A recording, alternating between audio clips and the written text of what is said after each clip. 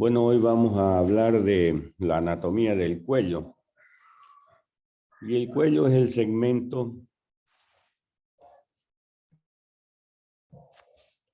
segmento comprendido entre la cabeza y el tórax. Presenta los siguientes límites. Por delante, en la parte superior está la mandíbula, borde inferior de la mandíbula. En la parte inferior, las clavículas. Luego nos vamos a la parte posterior. Lateralmente, la articulación acromioclavicular, el acromión. La apófisis espinosa de la séptima vértebra cervical. Y por arriba, la protuberancia occipital externa y la apófisis mastoide. Si nosotros trazamos líneas entre esos puntos, vamos a delimitar perfectamente el cuello. Entonces ya sabemos que el cuello está comprendido entre la cabeza y el tórax y tiene los límites citados. Y el cuello está lleno de triángulos. El cuello tiene músculos, el cuello tiene arterias, tiene venas, tiene importantes órganos como la laringe, la faringe, parte del esófago. Y músculos que delimitan triángulos. Y eso es lo que vamos a ir viendo en el transcurso de la disertación. Existe el triángulo anterior y el triángulo posterior. En el triángulo anterior vamos a encontrar los triángulos submandibular, submentoniano, carotidio y muscular. Y en el triángulo posterior vamos a encontrar el triángulo occipital y el triángulo subclavio. Posteriormente existe el triángulo posterior. En la parte posterior. Aquí está el triángulo posterior. Aquí adelante es el triángulo anterior. Triángulo anterior formado por... Este es el músculo esternocleidomastoideo. Este es el músculo que divide en triángulo anterior y en triángulo posterior al cuello. Y el triángulo anterior está formado anteriormente por la línea media,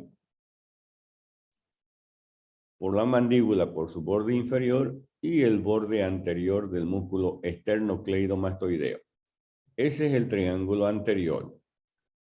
Posteriormente, hallamos el triángulo posterior, delimitado por el borde posterior del esternocleidomastoideo, el borde anterior del músculo trapecio y la clavícula, su cara superior. Entonces ya tenemos dos triángulos, ¿no? Anterior y posterior. En el triángulo posterior está subdividido en dos triángulos, uno superior y otro inferior. El triángulo occipital por arriba, delimitado por el trapecio, por el esternocleidomastoideo e inferiormente por el músculo omoioideo. Y el triángulo subclavio, delimitado por el omoioideo, esternocleidomastoideo y la clavícula. ¿Qué es lo que hay en el piso del triángulo posterior? Aquí este músculo esplenio, músculo elevador de la escápula, los músculos escalenos.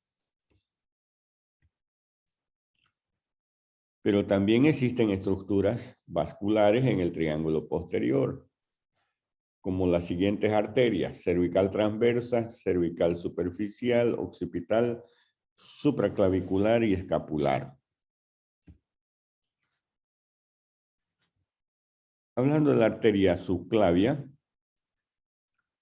sabemos que la arteria subclavia son dos arterias, una derecha y otra izquierda. La izquierda que se origina directamente del callado de la aorta o del arco aórtico, y la derecha que se origina del tronco brachiocefálico. Se llama subclavia porque se introduce por debajo de la clavícula, por eso subclavia. Tiene un corto trayecto por debajo de la clavícula. A nivel del triángulo de los escalénicos se introduce entre el escaleno anterior y el escaleno medio.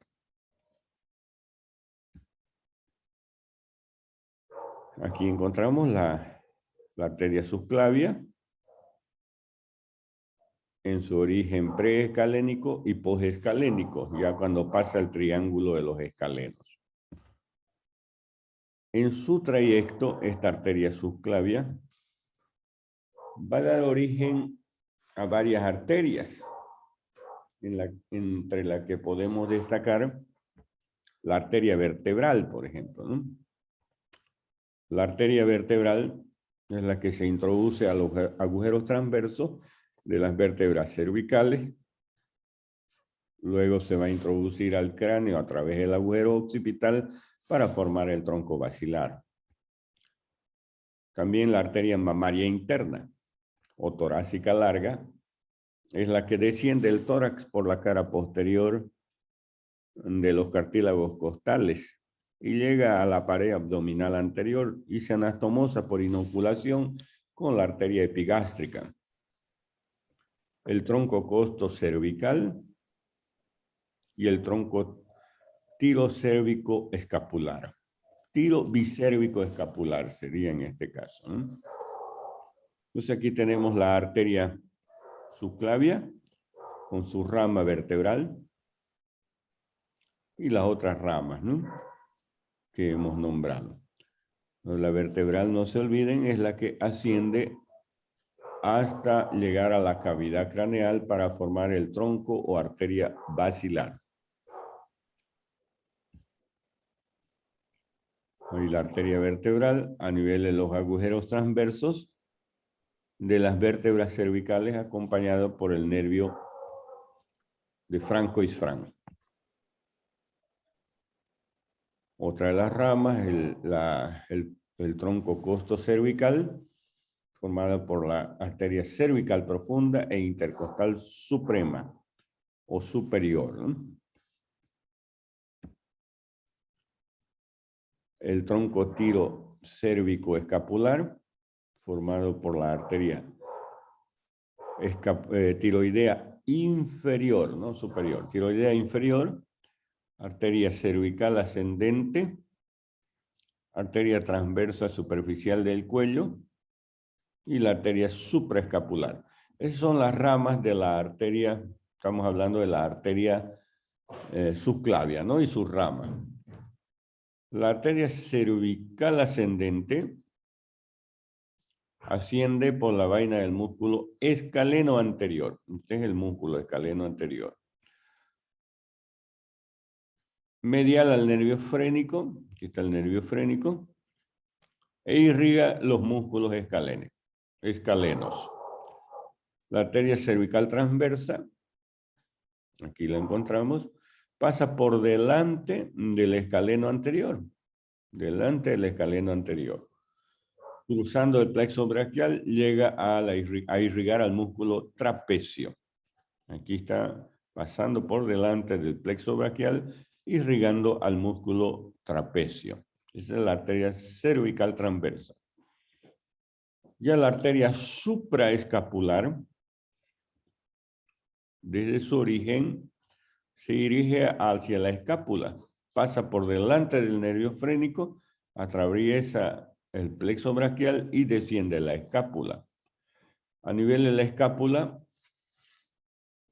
en la escápula, en el borde superior, existe una escotadura, la escotadura coracoidea. Esa escotadura presenta un ligamento, el ligamento transverso coracoideo. Por encima de ese ligamento pasa la arteria supraescapular. Vamos a ver después cuál. La escápula tiene una fosa en su cara posterior, fosa supraespinosa. Así llega a la fosa supraespinosa pasando por encima del ligamento transverso.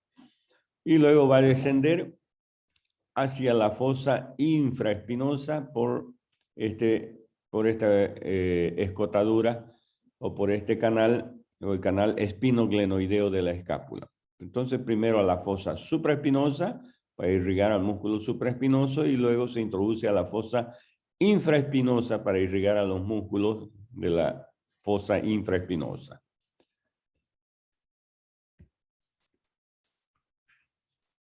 ¿Qué hay en el triángulo posterior? ¿Qué venas encontramos? La vena yugular externa, cervical transversa, supraclavicular y yugular anterior. Ese es el contenido del triángulo posterior. La vena yugular externa, aquí encontramos a la vena yugular externa, está formada principalmente por la unión de la vena temporal superficial y la vena maxilar. Existen otras venas que son afluentes de la yugular externa, como la auricular posterior y la retromandibular. La vena temporal superficial, aquí la vena temporal superficial, satélite, es satélite a la arteria, ¿no? Recuerden que la arteria es rama de la carótida externa, es la rama terminal de la carótida externa, la temporal superficial. Y siempre al lado de cada arteria se encuentran las venas, ¿no? En este caso, la vena temporal superficial, que drena la sangre del cuero cabelludo, oreja, párpados y parte de la cara. Ya la vena maxilar se encuentra por detrás de la tuberosidad, recibe venas temporales profundas, pterigoideas, alveolares, masseterinas, meningias y venas meningias medias. Esa es la vena maxilar. Recuerden que hay arteria maxilar también, ¿no? La arteria maxilar que se introduce, recuerden cuando hemos hablado de las ramas de la carótida externa, las ramas terminales de la carótida externa es la arteria temporal superficial y la arteria maxilar o maxilar interna. La arteria maxilar se introduce primero a la fosa infratemporal o cigomática y luego al fondo de la fosa infratemporal se encuentra otra fosa, la fosa pterigopalatina. Y en el transcurso de esas dos fosas se origina la arteria maxilar sus ramas colaterales. También tenemos la auricular posterior, que recaba toda la sangre de la región posterior del pabellón auricular y del cuero cabelludo, ¿no? Siempre acompañando a las arterias. Aquí nos imaginamos que está la arteria auricular posterior, ¿no? Una de las ramas de la carótida externa, ¿no? La vena retromandibular también. La vena retromandibular. Esta vena retromandibular comunica el sistema venoso de la yugular interna con la externa. Es decir, comunicación entre las dos venas yugulares, interna y externa. Y drena la parte interna de la mandíbula, ¿no? Esa es la vena retromandibular. Y la vena yugular externa baja por el borde superficial del músculo esternocleidomastoideo. Y en su tercio medio penetra el triángulo posterior junto con la cervical transversa y supraescapular.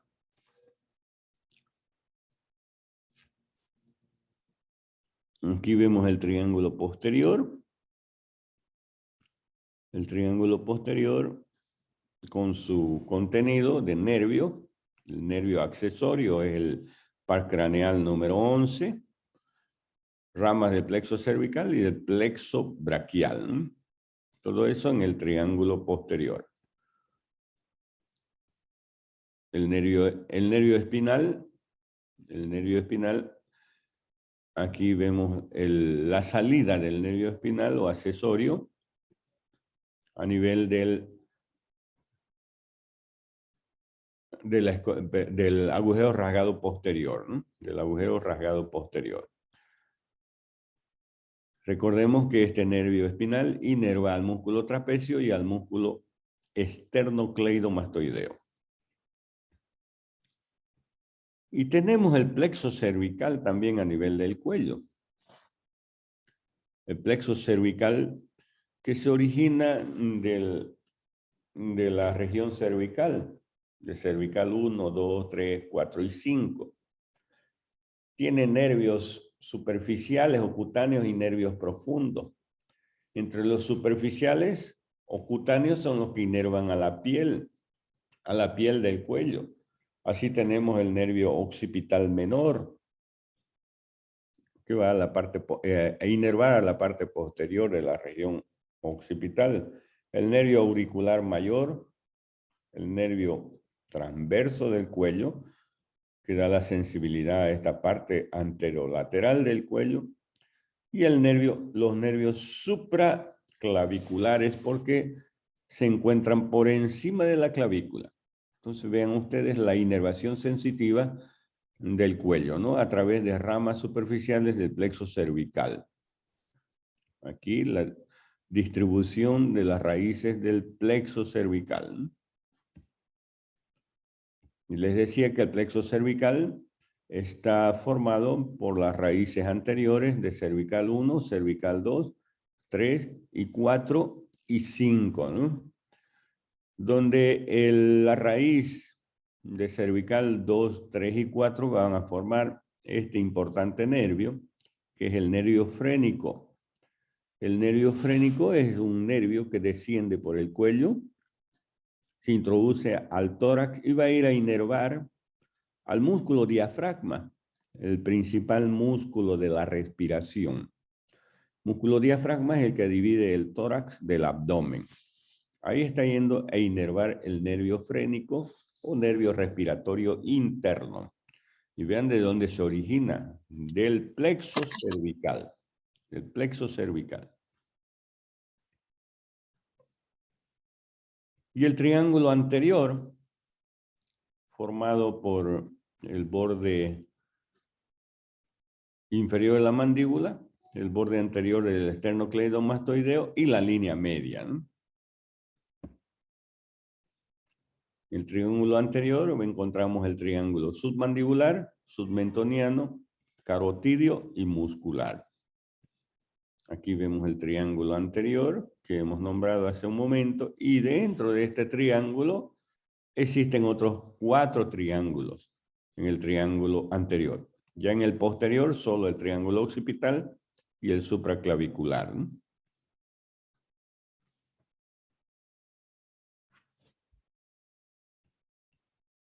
El triángulo submentoniano está formado por los bordes mediales del vientre anterior del músculo digástrico. Aquí está el músculo digástrico del lado derecho y el vientre anterior del digástrico del lado izquierdo, ¿no? Y el hueso hyoides. Ese es el triángulo submentoniano. El triángulo submentoniano.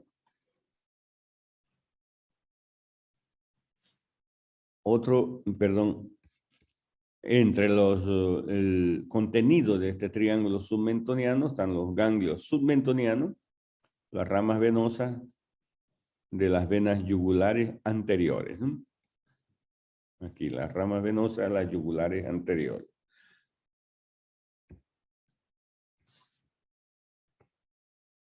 Existe otro triángulo, el triángulo submandibular, formado por el borde inferior de la mandíbula, y los vientres posterior y anterior del músculo digástrico. Aquí está el triángulo submandibular y la principal estructura que se encuentra en ese triángulo submandibular es la glándula submandibular, formando su compartimiento o celda submandibular. También la arteria submandibular, el nervio hipogloso y la arteria lingual. Luego el triángulo carotidio, limitado por el esternocleidomastoideo en la parte posterior, el músculo digástrico y el músculo omoioideo, que viene de la clavícula, ¿no? De la escápula, el omoioideo. Ese es el triángulo carotidio. ¿Qué contiene el triángulo carotidio? La bifurcación de las arterias carótidas, el nervio vago y la vena yugular interna. Sabemos que a nivel de la bifurcación de las carótidas comunes existe el seno carotidio, dilatación en esa división, ¿no? Ya sabemos que es un vasoreceptor de la tensión o presión arterial. Está inervado este seno carotidio por ramas del nervio vago y del glosofaringeo. Se relaciona posteriormente este seno carotidio con las vértebras y los músculos prevertebrales, medialmente con el cartílago tiroides y lateralmente con el esternocleidomastoideo. A nivel de la bifurcación de las carótidas, también se encuentra el triángulo de Farabeuf. Entonces, en otras palabras, la arteria carótida primitiva o carótidas comunes se dividen a nivel del triángulo de Farabeuf. El triángulo de Farabeuf está formado por la vena yugular interna,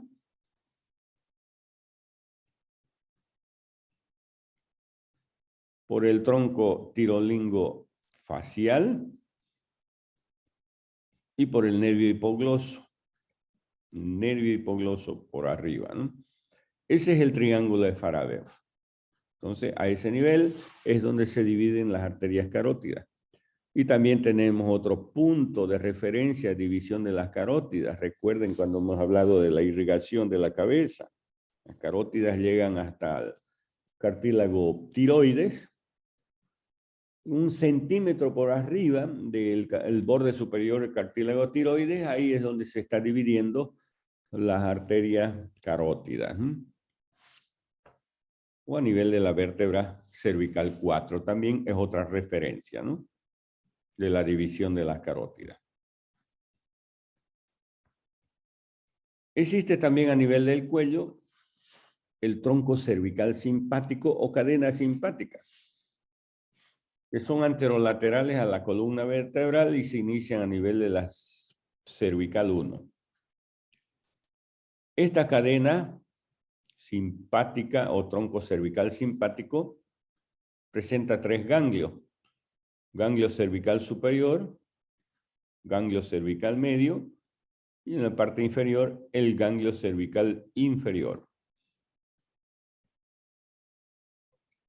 El ganglio cervical superior, que lo vemos aquí, formado por la fusión de C1 a C4, es decir, cervical 1, 2, 3 y 4. Mide 4 a 5 centímetros de largo y 6 a 12 milímetros de ancho. Está apoyado atrás a la fascia cervical prevertebral, tapizado por el vientre posterior, el digástrico, en relación al músculo digástrico. Ese es el ganglio cervical superior. ¿Cuáles son las ramas de este ganglio? Ramas carotidias, para las arterias carótidas. Ramas laringeas, para la laringe. Ramas faringeas, para la faringe. Y ramas cardíacas, para el plexo cardíaco, ¿no? El otro ganglio es el ganglio cervical medio, situado entre el escaleno anterior y el músculo largo del cuello, cubierto por la arteria o por la lámina prevertebral, ¿no?, por los músculos prevertebrales. Ya este corresponde un poco ya más abajo a la fusión de las raíces C5 y C6 y las ramas periarteriales, ¿no?, ganglio cervical medio, ¿no? El ganglio simpático cervical inferior, también llamado cérvico-torácico, tiene la forma estrellada. Ganglio estrellado también se llama, o estelar. Se fusiona con el primer ganglio torácico. Mide 15-20 milímetros. Es el más pequeño.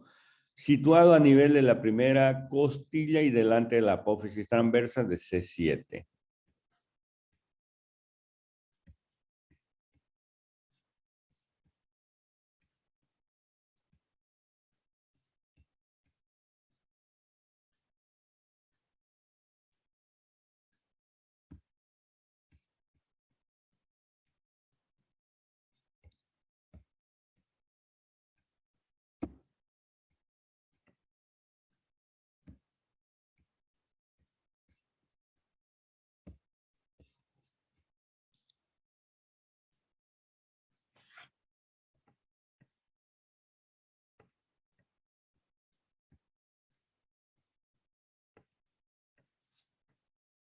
Muy bien, eso es lo que vimos de los triángulos. Vamos a ver aquí en el atlas. ¿Están viendo el atlas? Sí, ¿Se está viendo? sí, se ve, doctor. Sí, doctor, se logra ver. Ok, perfecto. Entonces vamos a ver aquí el cuello, lo que hemos descrito hace un momento. Vamos a retirar este músculo. ¿Qué músculo es ese que estoy retirando? Ese que está de amarillo ya. Bueno, ahí ya está el nombre, ¿no? Aquí, el músculo platisma, ¿no? El cutáneo del cuello. Vamos a ocultarlo para ver los otros músculos ya del cuello, ¿no?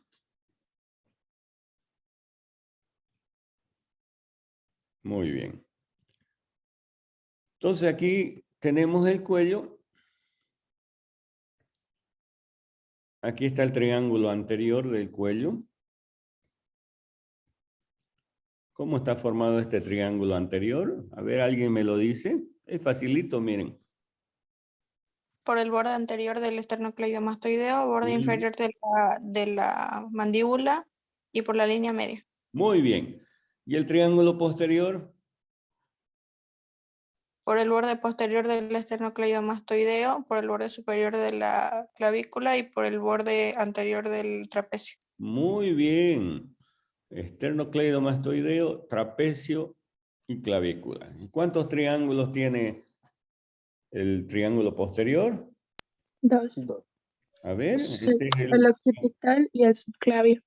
a ver, dígamelo. ¿El occipital? Y el subclavio. El subclavio está abajo y el occipital está arriba. Muy bien. Este de aquí, el occipital, ¿cómo está formado el triángulo superior? Vamos. Por inserción de los dos músculos. A ver, no la escucho bien. Por inserción de los dos músculos en la Esternocleidomastoideo, el músculo trapecio y este músculo ¿qué es? Miloioideo. Homoioideo. Homo. Homoioideo porque viene del omóplato, de la escápula, ¿no? Al hueso ioide, ¿no? Y aquí está el otro triángulo, ¿no? Muy bien. A ver, ¿quién me dice qué otros triángulos hay en el triángulo anterior? ¿Quién me dice cómo está formado el triángulo carotídeo? Carotídeo.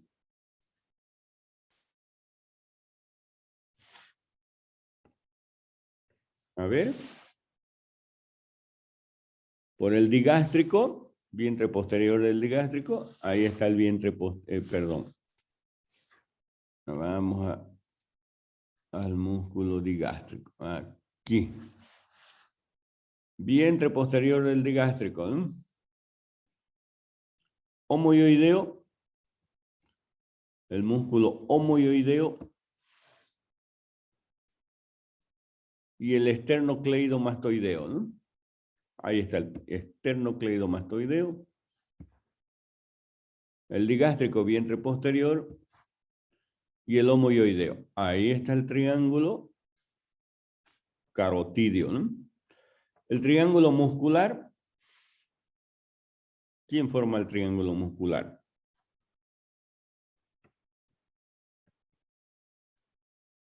El homoioideo, sigue el homoioideo, la línea media y el esternocleidomastoideo, ¿no? Y el submandibular, la mandíbula, ¿no? El digástrico, vientre anterior y posterior, ¿no? Aquí está el vientre posterior, hay el vientre posterior y el vientre anterior del músculo digástrico, ¿no? Vientre anterior. Ese es el triángulo submandibular, ¿no? Ahí. Existe un triángulo importante que está formado por los dos haces de origen del esternocleidomastoideo. Este triángulo de aquí. ¿Ya? Ese triángulo se llama triángulo de Sedillot. Es muy importante porque por ahí pasa el nervio frénico que acabamos de describir, que proviene del plexo cervical. Y además, en el fondo, es una referencia para encontrar a la vena yugular. A la vena yugular. ¿Ya? Entonces,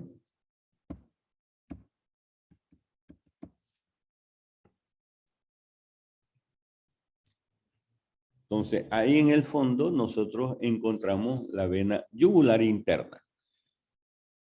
Cuando hay que hacer un cateterismo, es decir, introducción de líquido hacia, es decir, queremos reponer bastante líquido, se hace un acceso venoso en la vena yugular, pero se toma como punto de referencia la inserción de este músculo, del músculo esternocleidomastoideo.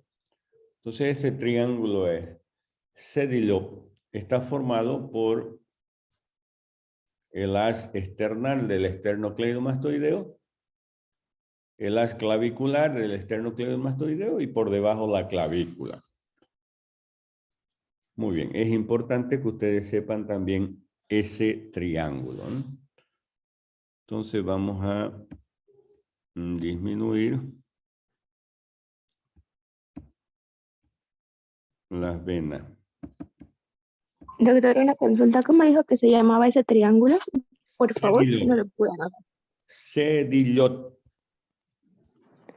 Sedillot. ¿Y a cuál pertenece? ¿Al anterior o posterior? A ninguno, ¿verdad? ¿Es aparte? Es aparte, digamos, es triángulo,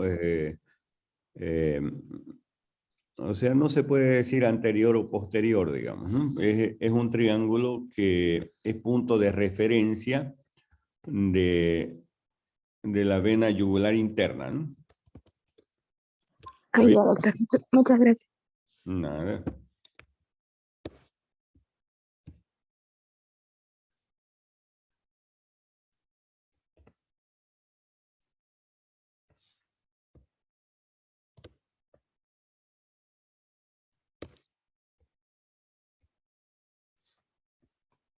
Les decía que existen músculos a nivel del cuello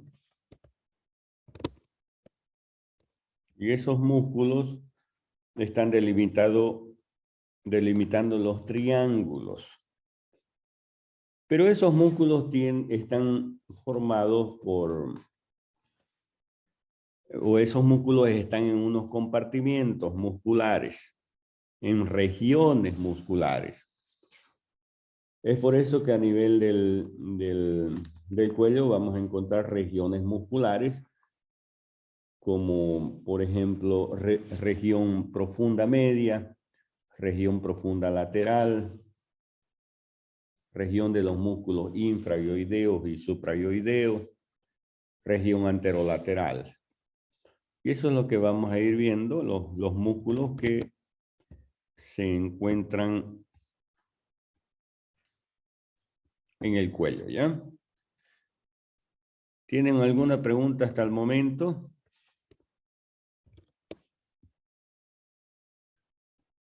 ¿Ninguna? Ok, mientras acomodamos aquí el atlas.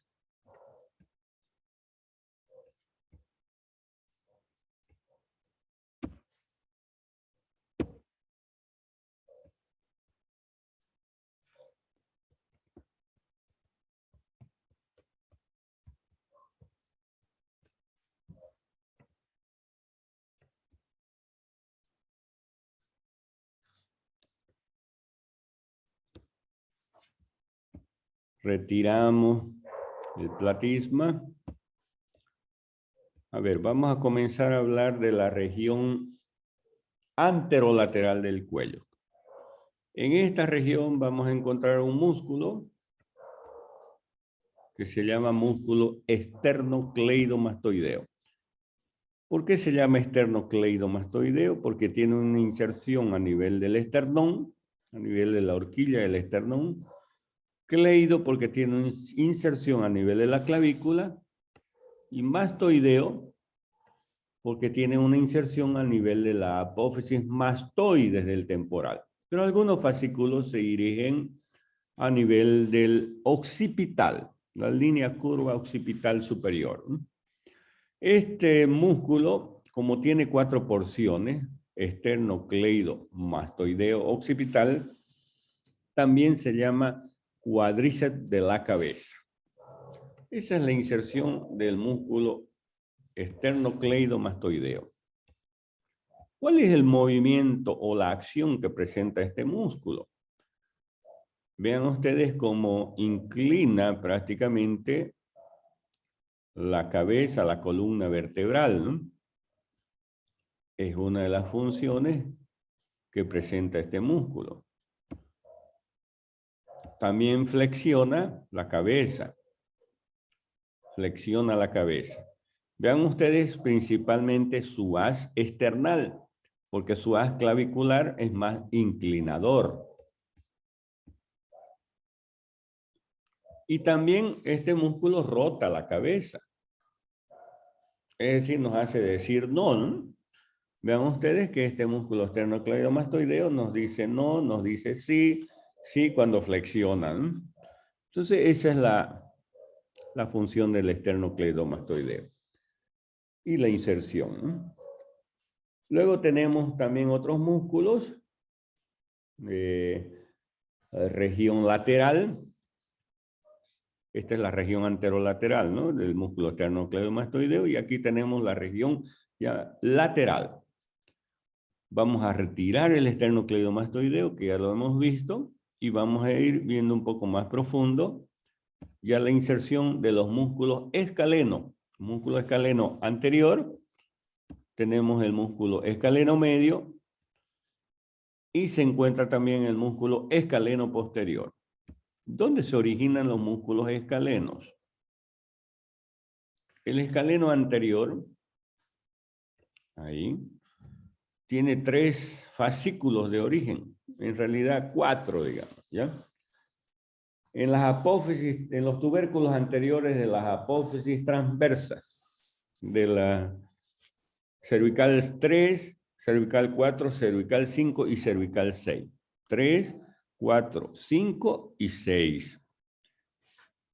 Eso a nivel de la columna vertebral, ¿no? ¿Y dónde va a ir a terminar el músculo escaleno anterior? Nos vamos a fijar, ahí está la inserción terminal del escaleno anterior, es a nivel de la primera costilla, en la cara superior de la primera costilla.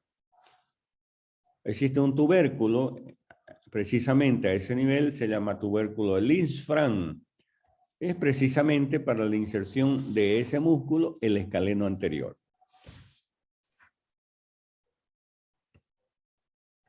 ¿Cuál es el movimiento que realiza el escaleno anterior?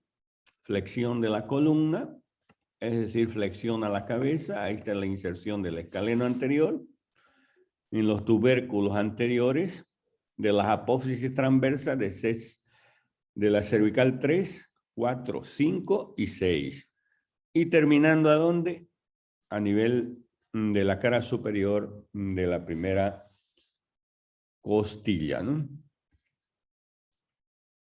Muy bien. Vamos al otro músculo, al músculo escaleno medio. ¿Dónde se origina el escaleno medio? Veamos ahí. Se va a originar en los tubérculos anteriores de la cervical 5, cervical 2, 3, 4, 5 y 6. ¿Y dónde va a ir a terminar? Allá vemos dónde es la terminación, en la primera costilla también, en la cara superior y inmediatamente por detrás del músculo escaleno anterior. Ese es el escaleno medio. ¿Y cuál es el movimiento? Es de flexión lateral de la columna o de la cabeza, ¿no? Ahí vemos entonces al músculo escaleno. Escaleno medio, ¿no?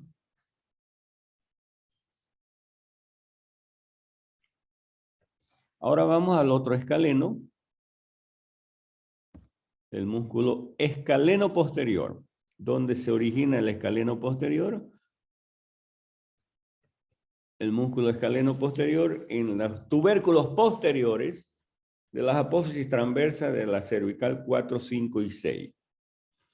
Veamos dónde va a ir a terminar el escaleno posterior. Ya está yendo a terminar a la segunda costilla. Termina en la segunda costilla. Y veamos cuál es la función de este músculo del escaleno posterior. También es la flexión lateral o inclinación lateral de la cabeza, ¿no? Ahí vemos entonces la acción de este músculo, ¿no?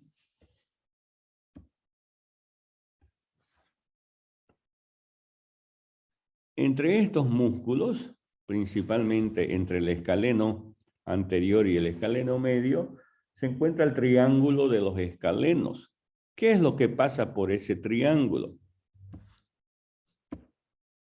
Por ese triángulo pasa una gran arteria y nervios. Vamos a colocar ahí.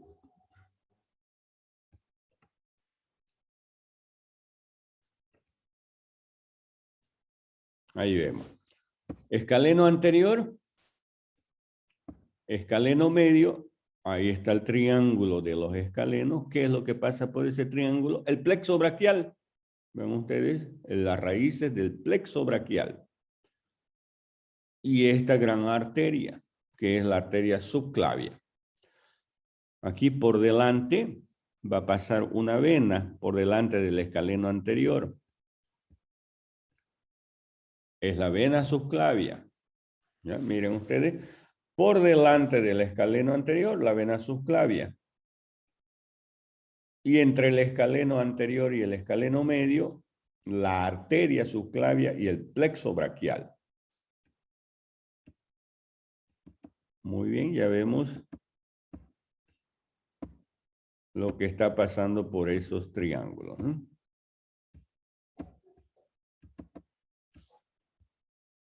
Ok, ya tenemos los músculos escalenos, ¿no? Existen otros músculos también, como ser los músculos largos, en la región profunda, el músculo largo del cuello, recto anterior de la cabeza y largo de la cabeza.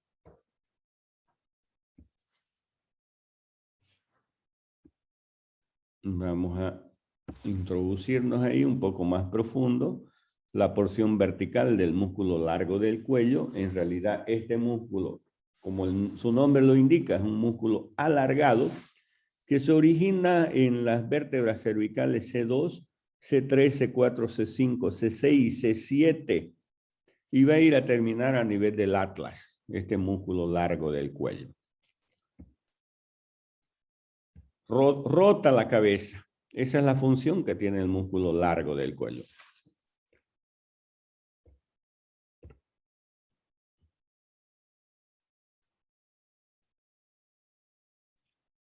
Entonces vean ustedes a nivel de las vértebras cervicales y a nivel del atlas, es donde termina prácticamente este músculo largo del cuello. Y en la atlas y el hueso occipital también un poco más arriba en el hueso occipital, en la articulación atlanto-occipital. Es la rotación de la cabeza su principal función.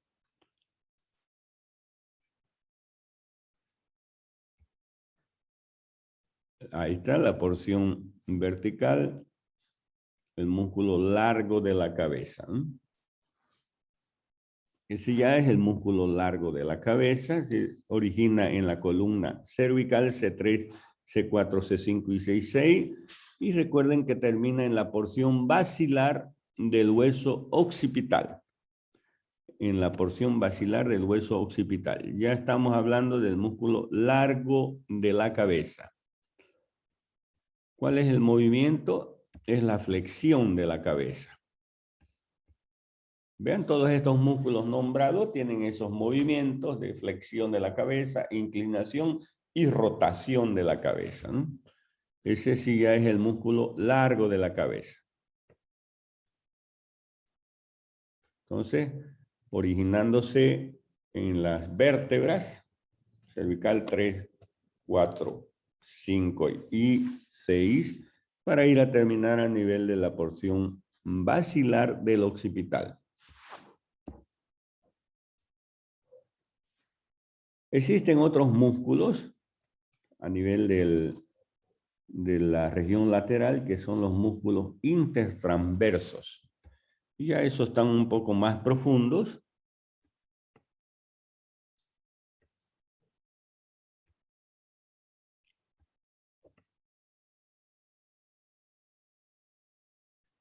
Que se originan en las apófisis transversas, ¿no? Entre las apófisis transversas. Son los músculos intertransversos del cuello. Muy bien. Y luego están los músculos de la región suprayoidea e infrayoidea. Veamos esos músculos. A ver, vamos a retirar el esternocleidomastoideo para ver ya los músculos de esta región supra e infrayoidea. Vamos con los infrayoideos. Son 4 músculos. Aquí está el músculo homoyoideo. El homoyoideo también se llama músculo digástrico porque tiene 2 vientres. Vean, aquí este es el vientre posterior o inferior, el tendón intermedio y el vientre superior. Ese es el homoyoideo. ¿De dónde se origina el homoyoideo? Ahí, del borde superior de la escápula. De ahí se está originando el homoyoideo. Se dirige hacia arriba.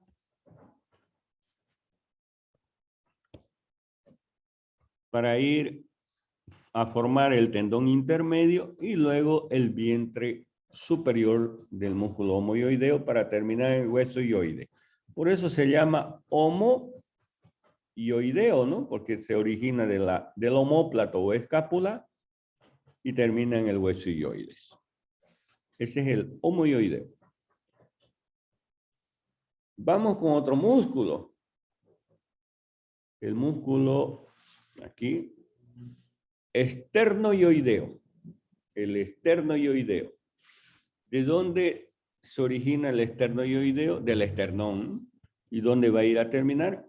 En el hueso yoides. El esternoyoideo. Otro músculo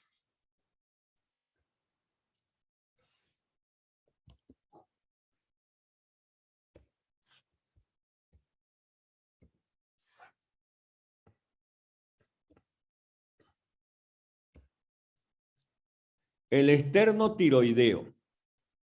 ¿De dónde se origina el esternotiroideo? Del esternón, pero ya este ya no termina en el hioides, sino en el cartílago tiroides. En el cartílago tiroides. Por eso se llama esternotiroideo. Y el otro músculo es el tiroideo. El tiroideo es un músculo que vamos a verlo ahorita enseguida.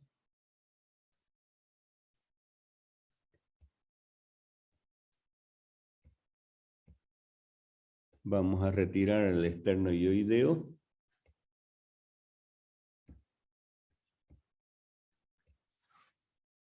Para ver el último músculo es el tiroideo.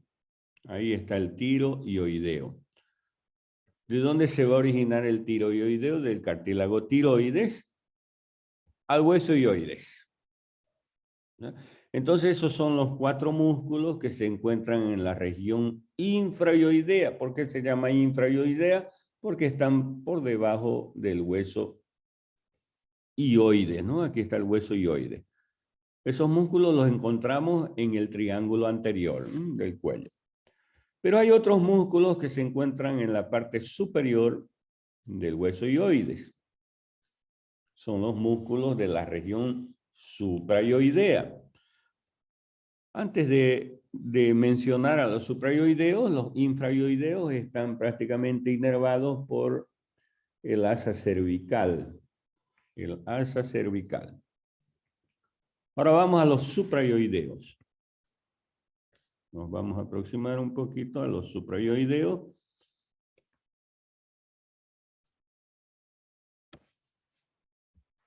Muy bien.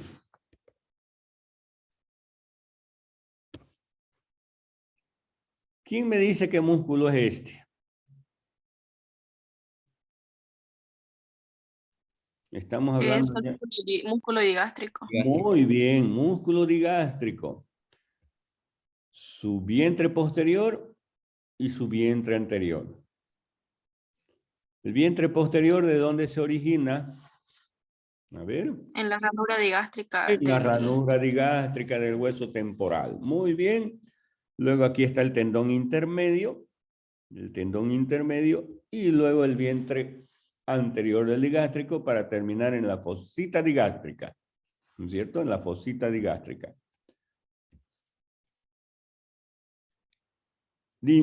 Baja la mandíbula, ¿no? Eso es lo que hace el músculo digástrico, ¿no? Esa es la acción. Luego hay otro músculo, el músculo miloioideo. El músculo miloioideo. Músculo miloioideo se está insertando a nivel de la línea oblicua interna del maxilar o línea miloioidea. A nivel de la línea media, los dos músculos miloioideos se entrecruzan para formar la línea alba o línea blanca. Este músculo miloioideo es importante porque forma el piso de la boca. El piso de la boca. Y el músculo miloioideo está inervado por el nervio del músculo miloioideo, que es rama del mandibular del trigémino. El digástrico, nos olvidamos aquí, el digástrico, su vientre posterior por el nervio facial y su vientre anterior por la rama del miloioidea del mandibular. Es decir, el nervio miloioideo que inerva al músculo miloioideo también inerva al vientre anterior del digástrico. Otro músculo de esta región es el músculo estiloioideo. A ver, ¿quién me dice de dónde proviene el estiloioideo? De la apófisis estiloide.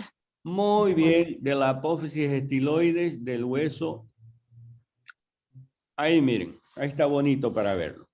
Vamos a retirar el macetero. Ahí. Ahí está el estiloioideo de la apófisis estiloides del temporal, ¿no? Esa es la apófisis estiloide del temporal y terminando a nivel del hueso ioides. También inervado por el nervio facial junto con este otro músculo, el vientre posterior del digástrico, ¿no? Y el estiloideo es el nervio facial. Y luego hay otros músculos. ¿Qué músculos faltan? A ver quién me dice. El genioideo, ¿no? El genioideo. ¿Dónde lo encontramos al genioideo?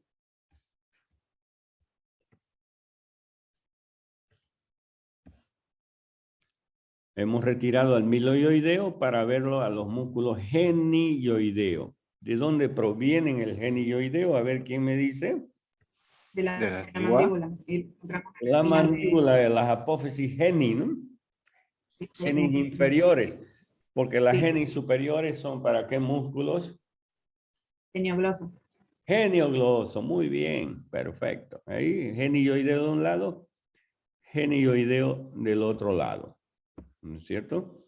Ya este nervio o este músculo ya está inervado por el hipogloso, ¿no? Es decir, por la raíz cervical que acompaña al hipogloso. Cervical 1. ¿Y qué creen que va a ser el genioideo? Sí, va también bajar la mandíbula, ¿no? Ese es su movimiento o su acción.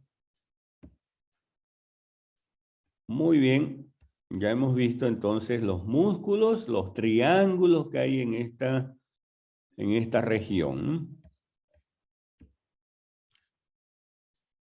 Retiramos de nuevo el platisma, que también contribuye a bajar la mandíbula, ¿no?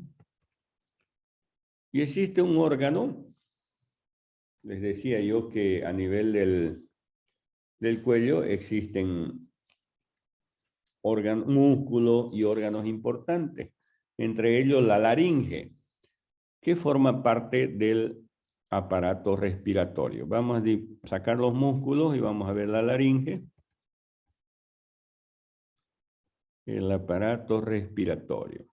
Ahí ya tenemos al aparato respiratorio. Y lo primero que vemos es la laringe.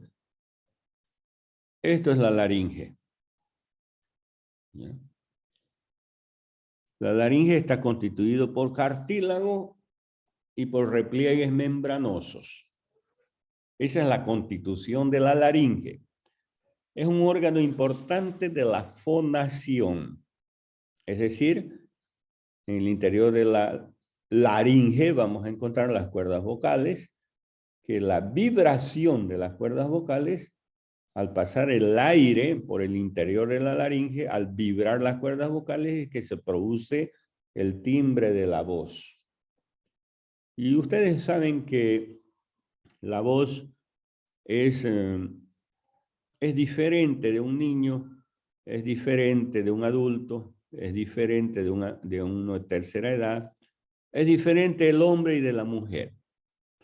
Generalmente la laringe de la mujer y del niño es un poco más elevada que del hombre y es menor de la mujer. Al ser menor es que el timbre de la voz es diferente porque las cuerdas, la laringe en la mujer prácticamente es 1 centímetro o 1,5 centímetros menor a la del hombre. Por eso es la diferencia del timbre de la voz. Y la del niño todavía es menor que del adulto. Por eso la voz del niño es más aguda, ¿no?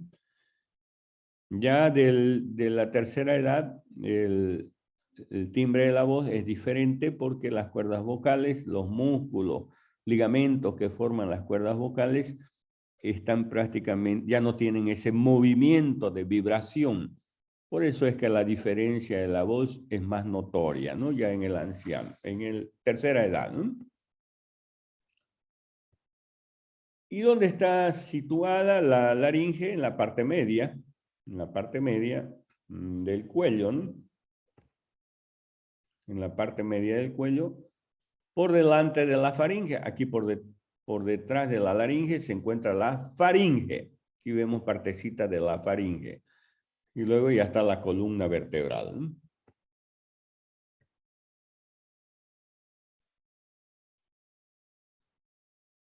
Les decía yo que nos vamos a acercar un poquito más, que la laringe está formado por cartílago y por repliegues membranosos, ligamentos y músculos. Los cartílagos son 11. 11 son los cartílagos. 3 pares y los demás son impares. ¿Cuál es el principal, el cartílago más grande? Lo vemos aquí. Este es el cartílago tiroides, ¿no? Tiroides. Ahí está el cartílago tiroides.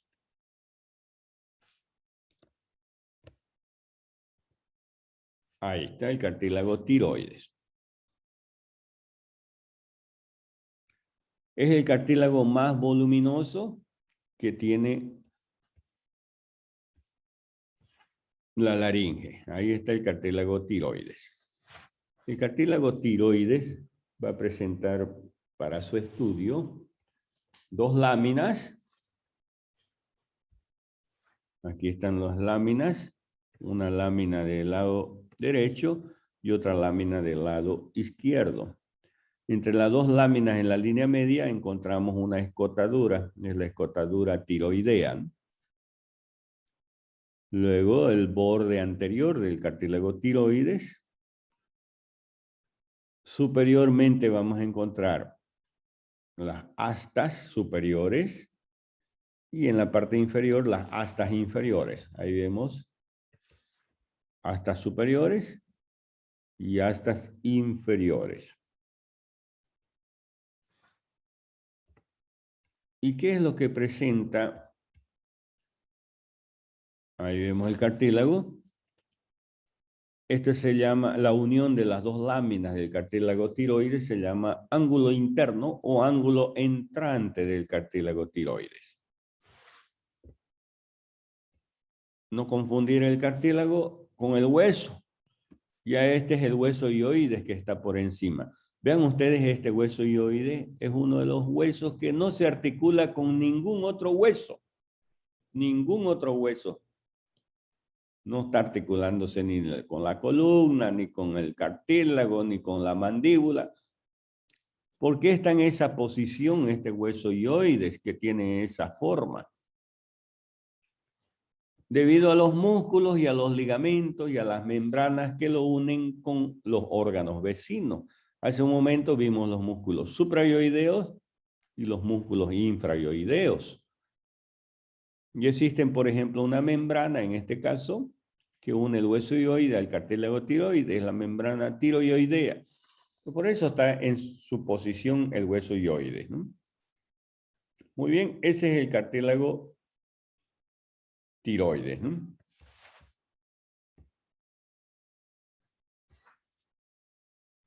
Existe otro cartílago, el cartílago cricoides, cartílago impar también, ¿no?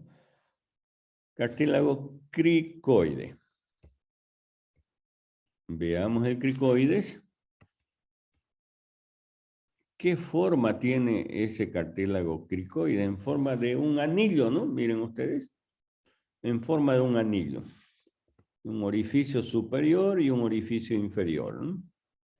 En forma de un anillo.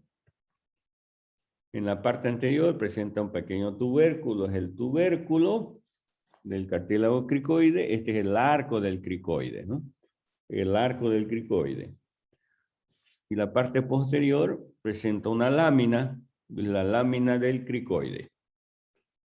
En la lámina del cricoide existe una superficie en la parte lateral, una superficie articular, para articularse con un cartílago que se llama aritenoides. Es decir, los aritenoides ya esos son cartílagos pares, ¿no es cierto?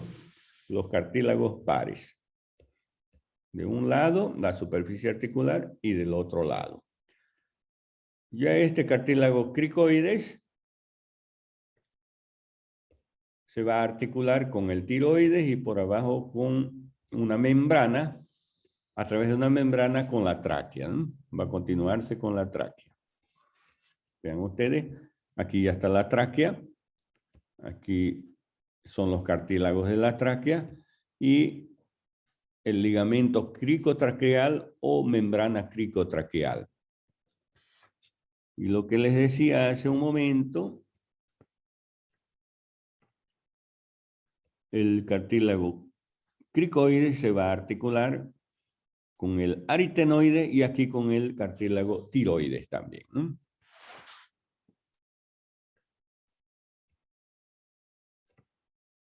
Ahí la articulación cricoaritenoidea y el cartílago aritenoides. Ahí está el cartílago aritenoides.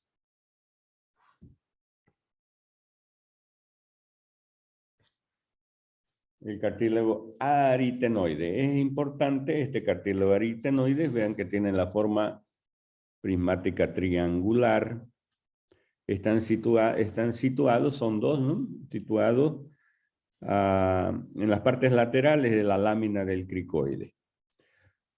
Presenta una base que tiene un ángulo anterior y un ángulo posterolateral. En el ángulo anterior de la base se inserta prácticamente pues, la apófisis vocal para el ligamento vocal elástico del pliegue vocal. Y en el ángulo posterolateral se encuentra la apófisis muscular para el ligamento cricoaritenoideo o músculo cricoaritenoideo posterior y lateral, ¿no? Esa es la apófisis La apófisis muscular, ¿no? Que se divide en dos para los dos músculos, ¿no? Músculo cricoaritenoideo posterior y cricoaritenoideo lateral. Y esta es la apófisis vocal para el ligamento vocal. Muy bien, ese es el cartílago aritenoides que se articula con el cartílago cricoides, ¿no?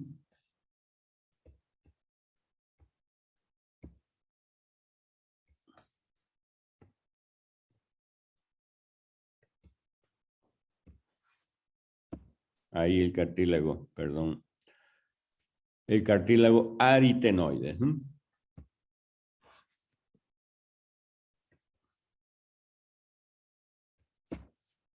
Vamos a ocultar el tiroides.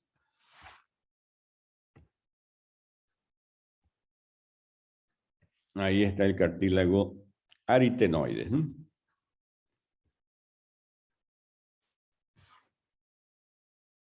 Muy bien. Interiormente la laringe presenta unos espacios.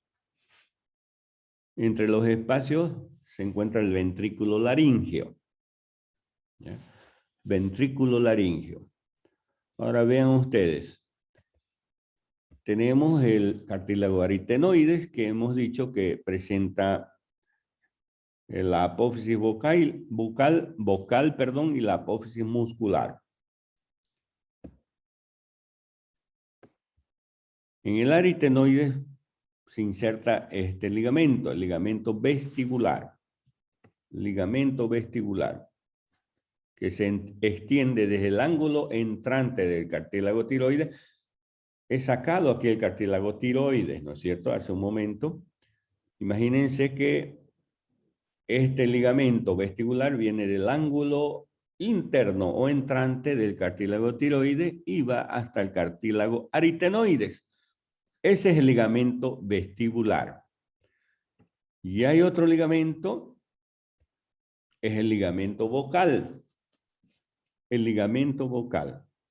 Ese ligamento vocal también se origina del ángulo entrante del cartílago tiroides y termina en el cartílago aritenoides, en el aritenoide. Y vean ustedes, entre esos dos ligamentos se encuentra en la parte lateral un espacio que se llama ventrículo de la laringe. Ventrículo de la laringe. Muy bien. En la línea media existe un espacio que se denomina glotis. La glotis es un espacio entre el ligamento vestibular y el ligamento vocal. ¿Ya? Pero eso es a nivel de la línea media, es la glotis. Por encima de la glotis se encuentra la supraglotis y por debajo de la glotis se encuentra la infraglotis o subglotis. Vean, son espacios o compartimientos que se encuentran dentro de la laringe. ¿Ya? Este ligamento vestibular representa la cuerda vocal falsa. La principal cuerda vocal, la verdadera, es la inferior, ¿no? Es la inferior. Existe internamente en la laringe una mucosa que va a formar la membrana fibroelástica o cono elástico o membrana cricovocal. Esa es la mucosa, ¿ya? O cono elástico. ¿Por qué se llama cricovocal?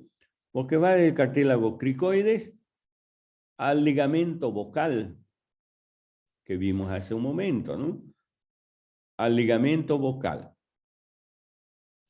Ese es parte de la mucosa, solo que a ese nivel se llama membrana fibroelástica o cono elástico o membrana cricovocal. Pero esta membrana cricovocal no termina ahí, sino que se continúa con otra membrana en la parte superior, que es la membrana cuadrangular. membrana cuadrangular, ya que se dirige hacia el cartílago tiroides, ¿no? Esa es la membrana cuadrangular. Todo eso es parte de la mucosa de la laringe. ¿Está bien?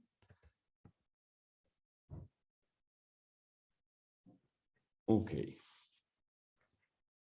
Y existen articulaciones. Vamos a ver de nuevo. Existen articulaciones entre los cartílagos de la laringe. Por ejemplo, la articulación cricotiroidea. ¿Por qué se llama cricotiroidea? Porque es entre el cartílago cricoides y el cartílago tiroides, ¿no es cierto? Cricoide y tiroides. ¿Qué tipo de articulación es una artrodia? Las superficies articulares son planas, es decir, el asta inferior del tiroides con las superficies articulares del cricoides, ¿no? Tipo artrodia. Existe la crico. ¿Con quién más se articula el cricoides? Aritenoidea. Con el aritenoides, ¿no es cierto? Cricoaritenoidea. Es una trocoides.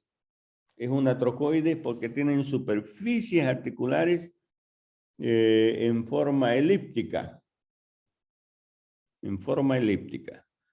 ¿Con quién más se articula el cartílago aritenoides? En la parte superior, con un pequeño cartílago. ¿Vinculado? Y lo vemos aquí. Quiero localizarlo a ese cartílago que se articula en el vértice del aritenoides, que son los corniculados, que es una ampliartrosis.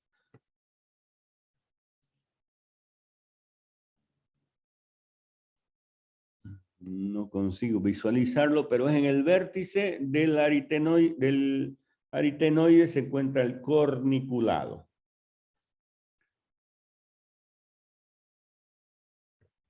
A ver, vamos a retirar el tiroides, si es que da para... Vamos a retirar eso.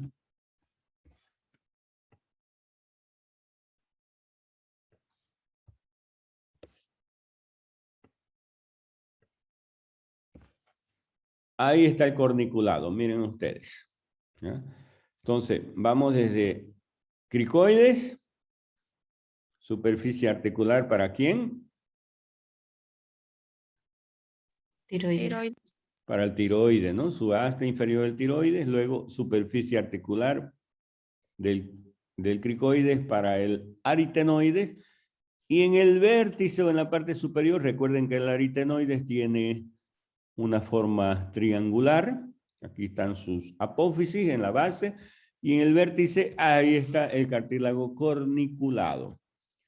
Cartílago corniculado que también presta inserción a la membrana cuadrangular, membrana fibroelástica o cuadrangular de la laringe. En el interior de esa membrana cuadrangular se encuentra el cartílago cuneiforme. Ven ustedes, un cartílago prácticamente errante que está en el interior de esa membrana. Entonces vean ustedes ese pequeñito cartílago corniculado, como un cuernito, ¿no? A nivel del aritenoide. Por eso se llama corniculado.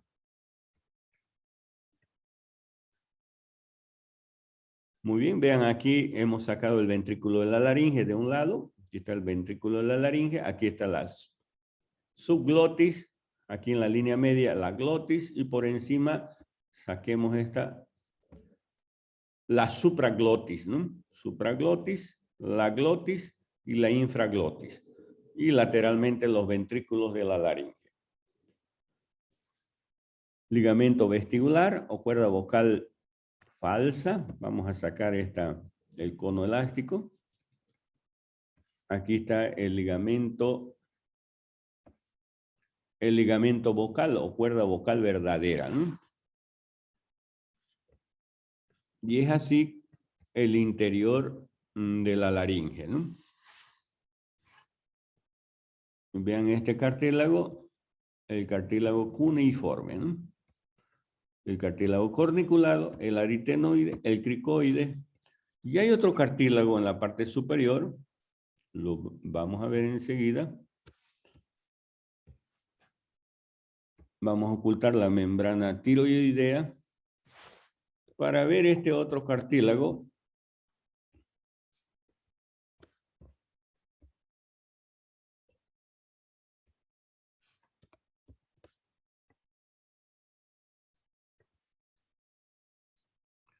Ahí vemos el cartílago epiglotis, ¿ya? El cartílago epiglotis es un cartílago localizado por detrás del tiroides. Ahí está el epiglotis.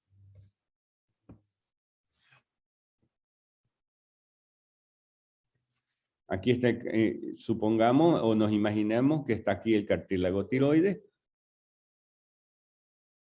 Este es el hueso hioide y aquí está el epiglotis, que sobresale al hueso hioides inclusive, ¿no?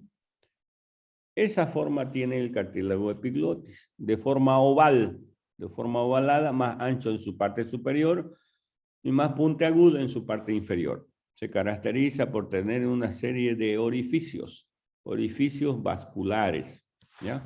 Fositas epiglóticas, ¿no? Tiene una cara anterior que mira hacia el hueso hioides y al ángulo entrante del tiroides y tiene una cara posterior. Entonces, ese es el otro cartílago que se llama epiglótico. Muy bien, ya lo conocemos también. Y volviendo a repetir aquí, existe la membrana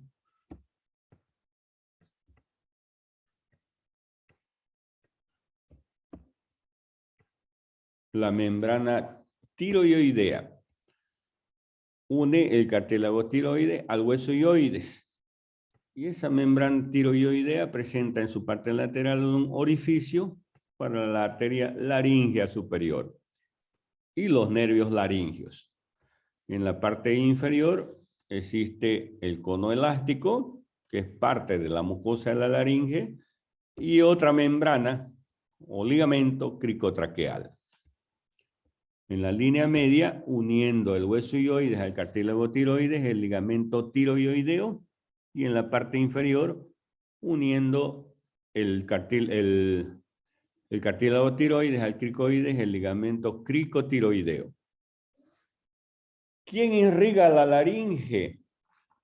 Las arterias laringeas, ¿no? Las arterias laringeas. La arteria laringea superior, que es rama de la tiroidea superior, la arteria cricotiroidea, que también es rama de la tiroidea superior, la arteria laringea inferior, que es rama de la tiroidea inferior, y la tiroidea inferior de la subclavia, ¿no? Y los nervios laringios superior e inferior o recurrentes son los que inervan a la laringe, que son ramas del nervio neumogástrico. Ramas del neumogástrico. Muy bien, esa es la clase de hoy.